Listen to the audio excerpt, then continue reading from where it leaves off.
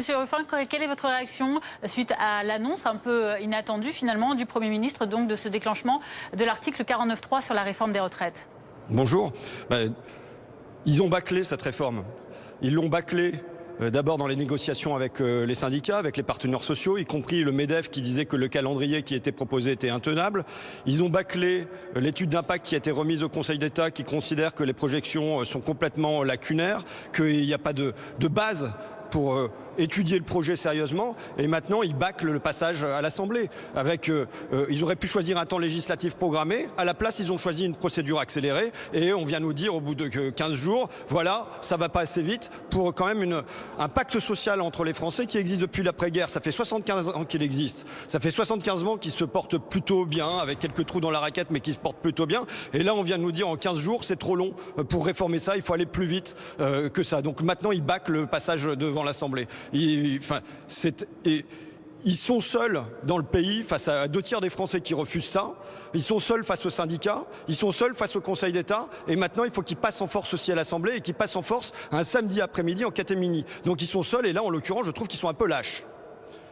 Philippe, il a estimé qu'il n'avait d'autre choix que d'engager ce 49.3 pour mettre fin à cet épisode de non-débat. D'abord, quand on est Premier ministre, on a 1000 autres choix. On a 1000 autres choix quand on a une assemblée, une majorité à l'Assemblée qui est pléthorique et automatique. On a 1000 autres choix et la première chose qui pouvait être faite, c'est d'abord attendre la fin de la conférence de financement. Et puis, on pouvait attendre que cette conférence soit finie avec les syndicats.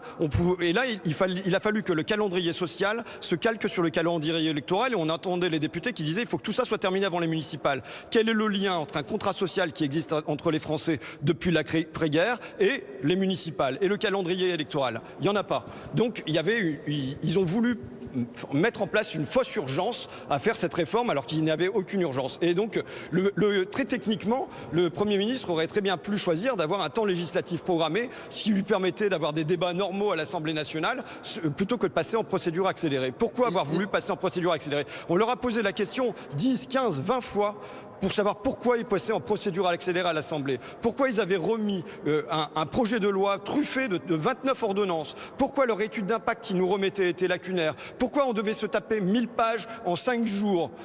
Rien ne nous a jamais été expliqué concernant ce projet de loi. Et je le redis, on n'est pas les seuls à le penser, le Conseil d'État l'a dit, on a là affaire à un brouillon. C'est une réforme extrêmement brouillonne qui va venir fonder le futur régime des retraites en France. François Ruffin, la France insoumise n'a-t-elle pas aussi une responsabilité après avoir déposé ces milliers d'amendements? Peut-être était-ce une stratégie de votre part pour au final arriver à ce 49.3? Non, pas du tout.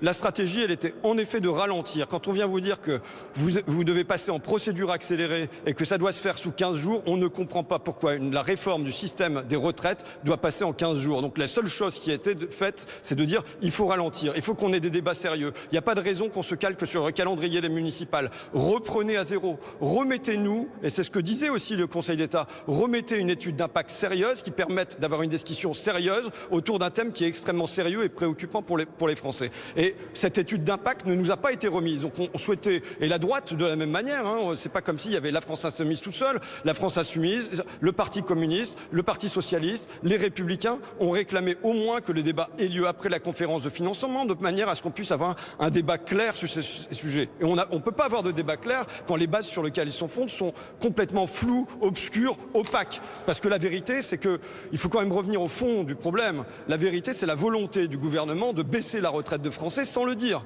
Comment? En baissant la part du PIB qui est consacrée à cette réforme des retraites. Donc il faut passer de 14 à 12,8% dans le PIB, tout en sachant qu'on aura des centaines de milliers de retraités supplémentaires. Le calcul maintenant sera fait sur la totalité de la carrière, à la place d'être fait sur les 25 meilleures années. On a une valeur du point qui sera refondée sur le revenu moyen d'activité par tête dont on ne sait pas ce qu'il est. Donc voilà, il y a un certain nombre de flous qui nous donnent la garantie qu'en effet le projet derrière ça, c'est celui qui avait énoncé François Fillon pendant la présidentielle. C'est quoi? C'est de baisser le revenu des retraites, le revenu des retraités. Et c'est très clair quand on regarde les publicités d'AXA ou BlackRock et compagnie. C'est disent quoi? Eh bien, il va y avoir une baisse programmée des pensions de retraite. C'est écrit noir sur blanc. Et les publicités de AXA ou de BlackRock sont bien plus claires que ne l'est le projet du gouvernement.